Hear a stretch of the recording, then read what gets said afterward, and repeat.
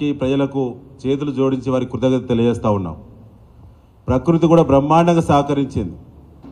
నేను ఇటు సభ పెట్టడం అనేది తెలంగాణ ప్రజలకు అత్యంత అవసరం కాబట్టే తప్పకుండా ఆ సభకి దేవుడి ఆశీర్వాదం కూడా తోడైంది.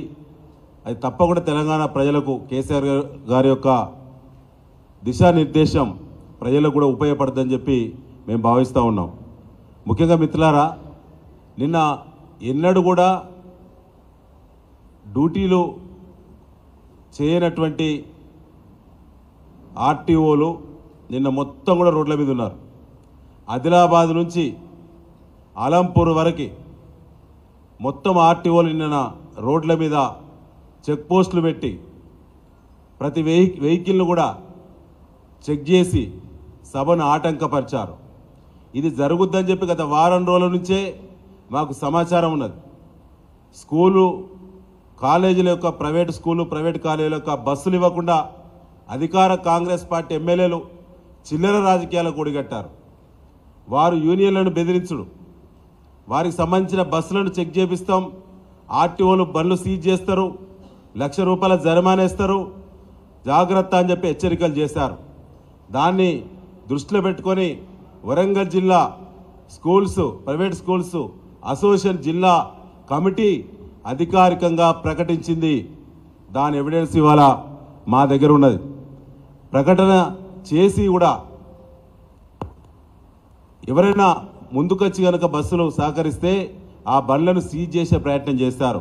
నిన్న సత్తుపల్లి మాజీ శాసనసభ్యులు వీరయ్య గారు, అదేవిధంగా పాలేరు మాజీ శాసనసభ్యులు ఉపేందర్ రెడ్డి గారు మన ములుగు రోడ్లో ఆర్టీఓ చెక్ పోస్ట్ పెట్టి బండ్లను ఆపి గంటల తరబడి ఆపితే ఘర్షణ జరిగింది. నిన్న ఆర్టీఓకు దెబ్బలు ఒకటే తక్కువ ఉన్నాయి. నాలంటోడు కనుక అక్కడ ప్రత్యక్షంగా ఉంటే అంగిలాగు ఊడదీసి కొట్టేవాళ్ళం. ఎందుకంటే ప్రజలను నడెండలో నడి రోడ్డు మీద నిలబెట్టి లక్షలాది మంది ప్రజలు వచ్చేటువంటి దారిలో ఆర్టీఓలు చెక్ పోస్ట్ పెట్టే పరిస్థితి ఎందుకు వచ్చింది? గతంలో ఉమ్మడి ఏపీలో కానీ 10 ఏళ్ల కేసీఆర్ పాలనలో కానీ ఏ పార్టీలు సభలు పెట్టినా ఈ రకమైనటువంటి అడ్డగిత్తలు ఎప్పుడు జరగలేదు. ఇవాళ నా నియోజకవర్గంలో, నా నర్సంపేట నియోజకవర్గంలో ఒక స్కూలు కాలేజీ యాజమాన్యం ఒక్క బస్సు కూడా ఇలా బీఆర్ఎస్ పార్టీ సభకు ఎంత అడిగినా ఇవ్వలేదు. అంటే దాని తీవ్రత ఎట్లా ఉందో, కుట్రలకు ఏ విధంగా రేవంత్ రెడ్డి ప్రభుత్వం తెరలేపిందో అర్థం చేసుకోవాలని చెప్పి నేను విజ్ఞప్తి చేస్తూ ఉన్నాను. ఈ జిల్లాలో ఎవరైతే సహకరించే ప్రయత్నం చేస్తారో వాళ్ళను కూడా బెదిరించే ప్రయత్నం చేశారు. అధికార పార్టీ ఎమ్మెల్యేలు వాళ్ళు ప్రవర్తించిన తీరు సిగ్గుమాలిన చర్యలు. ఇది ప్రజాస్వామ్యానికి మంచిది కాదు. రేపు కాంగ్రెస్ పార్టీ వాళ్ళు సభలు పెడతారు, ఇతర పార్టీలు సభలు పెడతారు.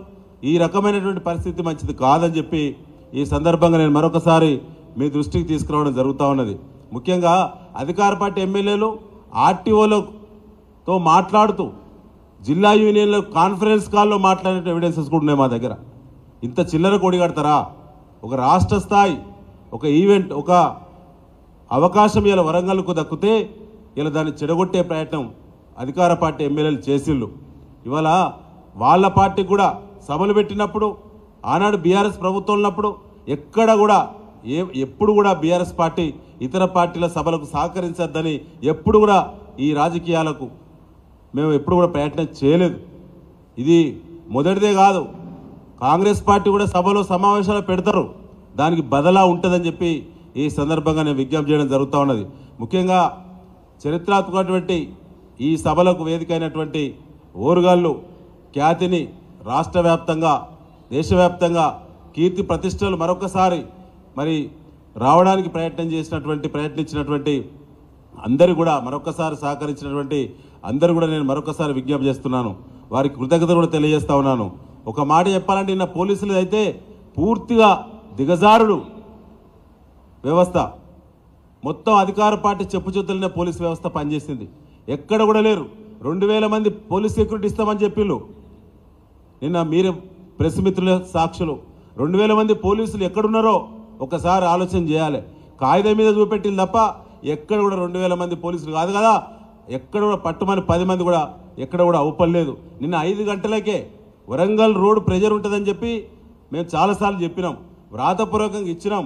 వరంగల్ రోడ్ ప్రెజర్ ఎక్కువ ఉంటుంది. ఎరెస్ట్వెల్ వరంగల్ జిల్లాతో పాటు హైదరాబాద్, రంగారెడ్డి, మహబూబ్ నగర్, ఖమ్మం, నల్గొండ ప్రెజర్ ఎక్కువ ఉంటుంది, ఇక్కడ జాగ్రత్తలు తీసుకోవాలని చెప్తే నిన్న 5 గంటలకే హసన్పర్తి, ఎల్లాపూర్ దగ్గర చేతులు ఎత్తేసిళ్ళు పోలీసు మొత్తం కూడా. అసలు వరంగల్ పార్కింగ్ సంబంధించినటువంటి అక్కడ నిన్న 5 గంటలకు పెద్దలు ఎమ్మెల్సీ శ్రీనివాసరెడ్డి గారు మేమే ట్రాఫిక్ డ్యూటీ చేసే పరిస్థితి వచ్చింది, లాఠీ పట్టుకొని కట్టె పట్టుకొని. ఆ స్థితి ఎందుకు వచ్చింది? ఆ స్థితి ఎందుకు వచ్చిందో పోలీస్ అధికారులు చెప్పాల్సిన బాధ్యత మీ మీద ఉన్నది. ఇలా నౌకరీ అధికార పార్టీ కోసం నౌకరీ కాదు మీది. ఇదే ప్రభుత్వం మళ్ళీ ఉంటుందని చెప్పి అనుకోవద్దు. రేపు వచ్చే ప్రభుత్వం బరాబరి బీఆర్ఎస్ ప్రభుత్వం వస్తుంది. ఖచ్చితంగా ఇలాంటి మరి చిల్లర వ్యవహారాలు చేయవద్దని చెప్పి కూడా పోలీస్ అధికారులు మరొకసారి హెచ్చరించడం జరుగుతూ ఉన్నది.